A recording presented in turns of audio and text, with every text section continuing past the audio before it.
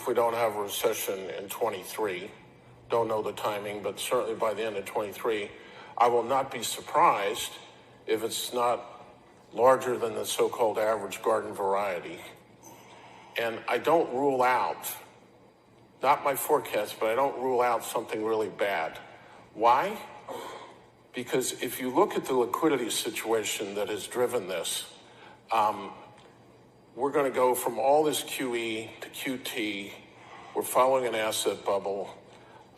We've been doing all this running down on the SPR, which is now, that's the Strategic Petroleum Reserve. It's now below 84 levels, even though obviously oil consumption is much higher. We've had a bunch of myopic policies that have actually delayed the liquidity shrinkage.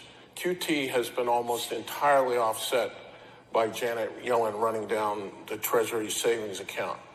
By the way, pretty amazing policy. She could have sold 10 years for under 1% during this time. Instead, she runs down the Treasury savings account. So all that has masked the liquidity shrinkage, but it really comes into full gear.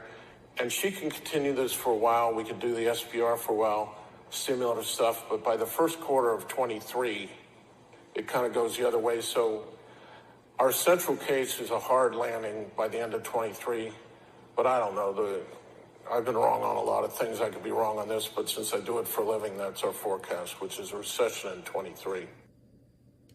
Well, we have been leapfrogged by others, by digital currency, by digital Chinese currency. Why? Because, frankly, our central bank has been slow. And there's an appointment coming in January of 22. The president's got to decide whether to change over who's leading the Federal Reserve. The Federal Reserve runs our payment system.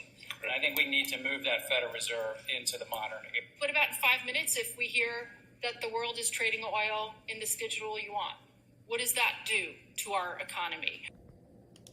We're going to a different economy, and we're going to be learning more about that as we go. But clearly, we're learning that things can be done from remote locations. We're learning that technology can replace people even more than we thought.